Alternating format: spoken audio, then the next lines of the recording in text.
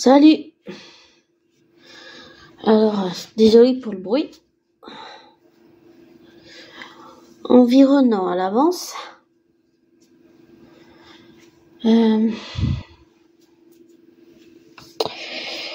J'aimerais aborder un sujet, mais je sais pas comment en parler. Et désolé si je bois de l'eau, hein.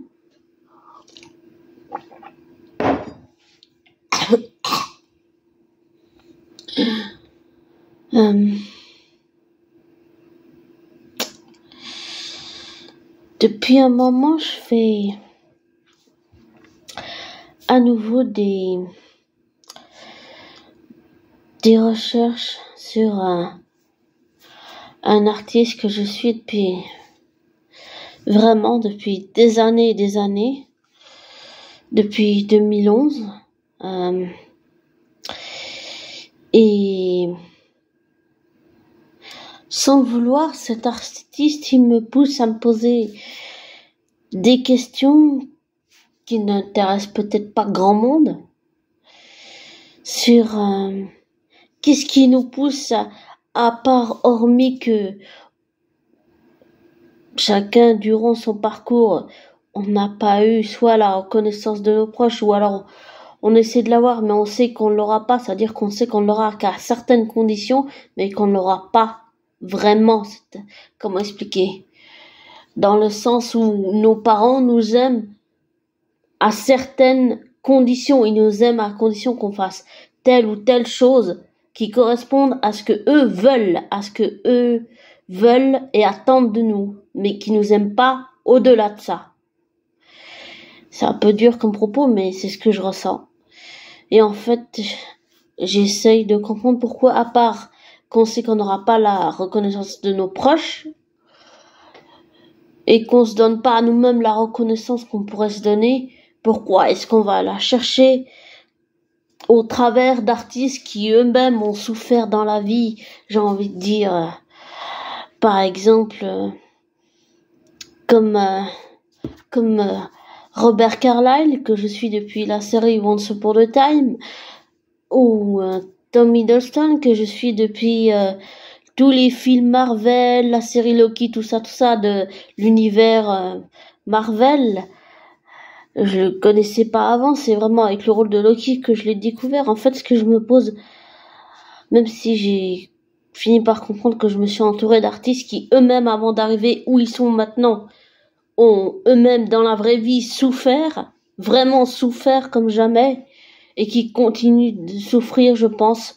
C'est-à-dire qu'il y a des blessures qui sont là depuis des années, c'est-à-dire c'est du passé, mais émotionnellement elles sont pas guéries parce qu'elles sont pas travaillées, et que maintenant, avec tout ce qui se passe dans le monde, je pense que les énergies positives, plus elles travaillent pour virer tout ce qui est énergie négative, plus elles forcent, je pense, des artistes comme Robert Carlyle ou Tom Hiddleston à, sans le vouloir, rouvrir des blessures et travailler sur ces blessures, comme on le fait tous. Mais pourquoi est-ce qu'on a ce besoin de reconnaissance, de soif de reconnaissance? C'est ça que je me demande. Pourquoi est-ce qu'on... Nous, les artistes, on a besoin de ça? Pourquoi est-ce qu'on a besoin de reconnaissance? On a besoin de l'affection du public, on a besoin d'être aimé, on a besoin d'avoir le projecteur, les phares, les prompteurs, les caméras, on en a besoin de les avoir braqués sur nous. Pourquoi est-ce qu'on fait ça? Pourquoi? Et je me suis déjà posé la question plusieurs fois, j'ai même pas de réponse à ça. Mais c'est la question que je me pose de plus en plus, et sans le vouloir, Tom Hiddleston, il a été le déclencheur de ça, et je me pose de plus en plus la question, et ça me fait encore poser plus de questions sur lui, mais encore plus de questions sur pourquoi est-ce que nous, artistes, on a besoin de ça. Désolé si je m'agite un peu, mais il y a une moustique là, ça me dérange. Pourquoi est-ce qu'on a besoin, par exemple, toi, abonné, pourquoi est-ce que j'ai besoin de ta reconnaissance? Pourquoi pourquoi est-ce que j'ai besoin de ça? Pourquoi est-ce que j'ai besoin d'avoir une chaîne YouTube, de faire des audios? Pourquoi est-ce que je regarde des artistes comme Tom Hiddleston ou Robert Carlyle? Je me pose la question, mais j'arrive pas à comprendre, Des fois, on se dit, ouais, c'est une volonté de pas comprendre, c'est, oh, parce qu'on veut pas voir, c'est ci, c'est ça, mais c'est même pas une réalité, j'allais dire une réalité, mais c'est même pas le fait qu'on veut voir, ou qu'on veut pas voir, ou un manque de volonté, ou pas volonté, ou faire, ou pas faire, je sais pas, c'est une question qui depuis un moment, et ça m'empêche même de dormir la nuit. C'est pour ça que je fais cet audio maintenant à 1h27 du matin. Désolée. Mais j'arrive pas à dormir. Pour moi, c'est viscéral. J'ai besoin de comprendre. Et même si je cherche, j'ai compris que tant qu'on guérit pas les choses, c'est à l'intérieur de soi qu'on guérit, mais c'est pas vers l'extérieur comme la société nous dit. Et la société aussi nous fait croire qu'on va être que heureux si on a une certaine chose matérielle dans notre vie, alors que ça, c'est complètement faux, c'est complètement faux, c'est faux, c'est j'allais dire la propagande, mais c'est plutôt du matérialisme plus qu'autre chose, c'est juste pour faire vendre et puis avoir de l'argent que les publicités nous font croire ça. Et que la société du monde entier nous fait croire ça. Mais ce que je comprends pas, c'est pourquoi est-ce que nous, artistes, ou même nous, youtubeurs, pourquoi est-ce qu'on a besoin de ça? Alors qu'on n'arrive même pas à se donner à soi-même la reconnaissance qu'on pourrait se donner. C'est parce qu'on l'autorise pas. Et si on se l'autorise pas, ça veut dire qu'il y a des mécanismes conscients et subconscients auxquels on n'a pas accès qu'on soit endormi ou éveillé. Et j'ai pas accès à ces mécanismes. J'ai compris qu'il y avait des mécanismes subconscients et inconscients qui font que les choses qu'on aimerait qu'elles se réalisent, le subconscient et l'inconscient fait en sorte que ça ne se réalise pas. Parce qu'on a des blocages qui sont encore plus profonds, et je pense que ça vient d'une programmation qu'il faudrait réussir à déprogrammer. Oui, déprogrammer, je dirais carrément. Et avec toutes les programmations, les bourrages de crâne qu'on nous a mis dans la tête, c'est compliqué, mais il faut faire le tri parce que on vit dans une époque où on nous fait croire tout et n'importe quoi. Et c'est important de pas croire tout et n'importe quoi. Et je sais pas, c'est cet artiste, Tom Hiddleston, il me fait me poser sans le vouloir, il me fait poser cette question qui pour moi est viscérale et importante. Et j'ai l'impression d'être une hypocrite, une nombriliste en disant, moi j'aime pas. Mais je le dis quand même, je suis hypocrite et bête de dire ça. Ouh. Mais je me pose la question, enfin, c'est pourquoi, mais j'ai pas de réponse. Non, j'en ai pas. Je sais pas si j'en aurai un jour. Mais oui, j'ai besoin de comprendre pourquoi. Ouais, j'ai besoin de comprendre pourquoi. Est-ce que c'est parce que nos parcours de vie ont tellement été émotionnellement pleins de souffrances, pas seulement ce qu'on peut subir avec la famille, ou le chantage, ou la manipulation, ou le chantage affectif, non, je parle de tout ce qu'il y a autour. Bon, il y a aussi l'éducation, mais par exemple, le harcèlement, les moqueries, par exemple, le fait que Tom Hiddleston, il a été victime de moqueries, ou que par exemple Robert Carlyle a été abandonné par sa mère qui l'a laissé tout seul avec son père à l'âge de 4 ans. C'est traumatisant pour un enfant. Tout ça, ce sont des traumatismes que l'artiste vit dans sa chair. C'est horrible, c'est traumatisant comme de vivre des traumatismes tels que ça. Le racisme, c'est traumatisant pour l'avoir vécu. Je me rappelle une fois, ce sont des sujets délicats que j'aborde, je sais, mais j'ai pas envie de me censurer à chaque fois que je dis des mots de merde. Mais par exemple, je me rappelle une fois, il y avait un gars qui m'avait invité, un ami, enfin, soi-disant ami, qui m'avait invité avec ma sœur et moi dans son jardin, et tout ce qu'il a dit, c'est « Ah, mais je joue pas dans mon jardin avec des noirs !» Tu vois, comme c'est démolissant, ça, c'est... Et une autre anecdote, une fois, je me rappelle, c'était en camp d'été, j'étais avec, il y avait la prof, il y avait les autres élèves, et puis il y avait aussi Clémence, une stagiaire que j'ai beaucoup, que j'appréciais, je pense, mais que je m'en suis pas rendu compte à l'époque, mais que je pense que j'ai beaucoup apprécié, j'en suis même sûre, oui. Le fait qu'elle me défende, ça m'a fait, je me suis peut-être pas rendu compte de l'impact qu'elle avait sur moi, mais maintenant, oui, avec les années, oui.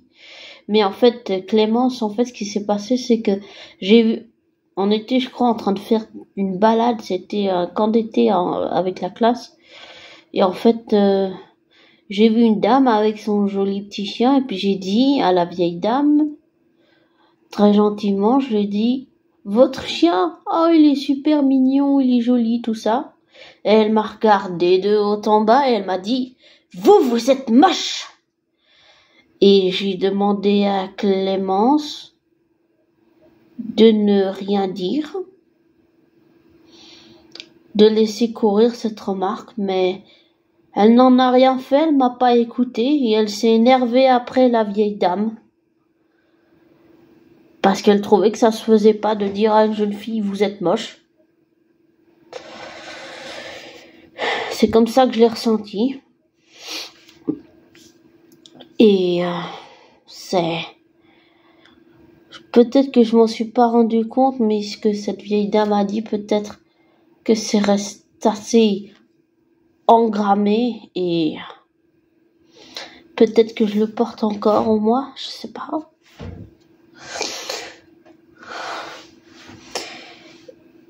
Et pardon.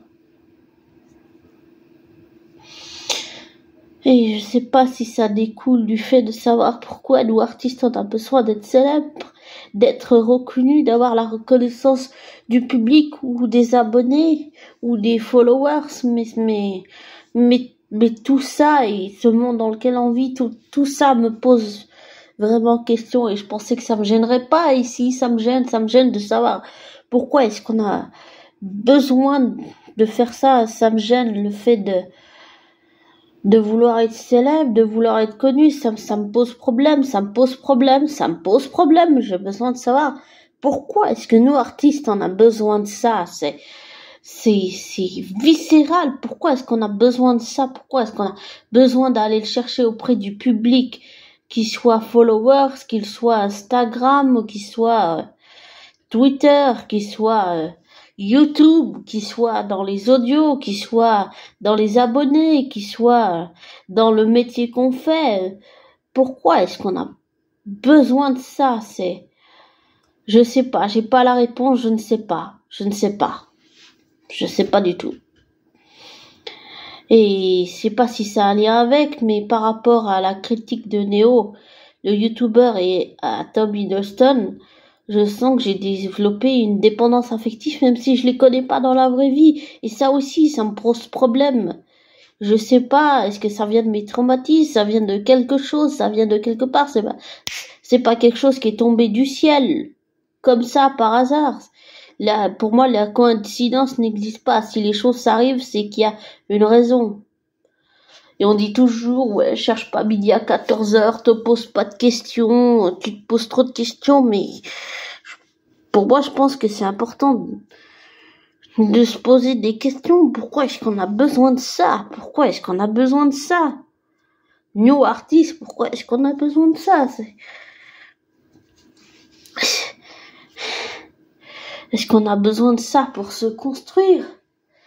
Est-ce qu'on a besoin de ça pour mieux vivre?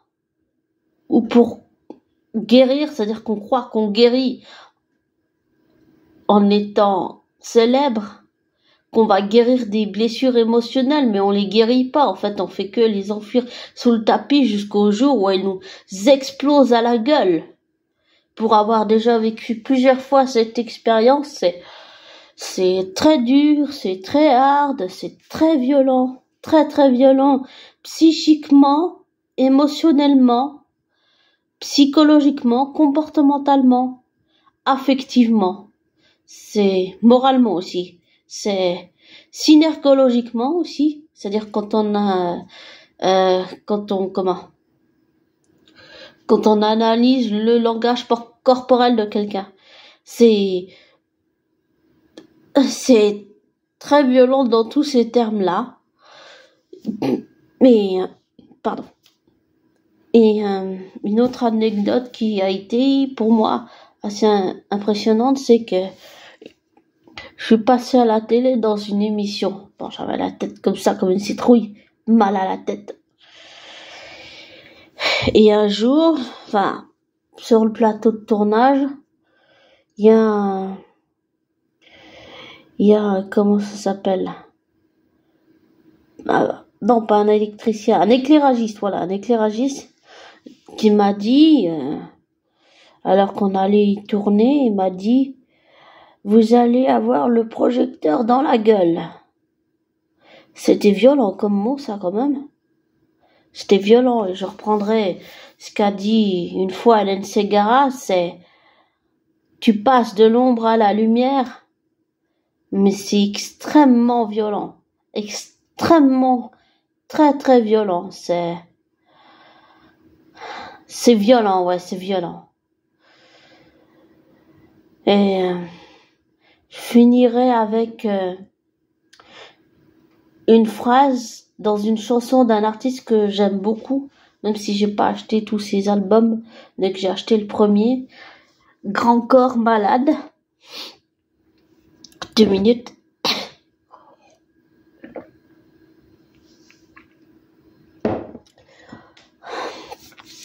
Avant de dire cette phrase, je dirais juste pour finir le point sur ce que je viens de dire, c'est, je sais pas si c'est par rapport à nos parcours d'artistes ou le fait qu'on est émotionnellement et affectivement, psychologiquement, mentalement, affectivement, moralement, tout ça, si c'est le fait qu'on est, et psychiquement, et psychologiquement, je me répète, mais je sais pas si c'est le fait d'avoir vécu un parcours, j'allais dire, aussi violent, sombre et douloureux, qui fait qu'on a besoin de reconnaissance. Je sais pas si c'est ça, je sais pas. Mais je me pose la question, oui, je me pose la question. Ça fait un moment, vraiment un moment. Mais comme j'ai dit, c'est pas quelque chose qui tombe sur ta tête du jour au lendemain. C'est une route qui se fait progressivement dans la tête, dans le cœur, dans les pensées. Et je sais pas pourquoi, je sais pas. Et pour en revenir à Grand Corps Malade, je me rappellerai toujours d'une de ces chansons, à la fin de la chanson ou au début, je sais plus. J'adore la fin de cette phrase. Il dit, l'adulte, oui, c'est ça. L'adulte est un grand enfant qui sait qu'il croit. Et comme je dis toujours, ne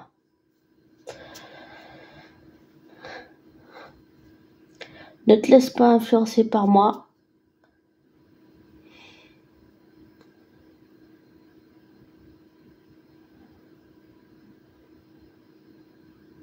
C'est important, tu te laisses pas influencer par moi.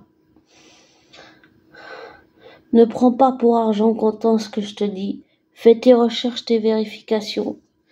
Tire-en tes propres conclusions après. Et prends soin de toi. Je te souhaite le meilleur. Et merci d'être 399 abonnés. C'est super génial. On fait notre route. C'est cool. Mais voilà les questions que je me pose en ce moment. Et je pense que c'est important de ne pas se voiler la face à ces questions et d'y répondre, je sais pas, mais de ne pas se voiler la face et d'y faire face, que ça nous plaise ou non. Voilà. C'est important, je pense que c'est important. Après, chacun son ressenti, bien sûr. On est tous différents les uns des autres. Bon. Eh bien, prends soin de toi et à plus tard.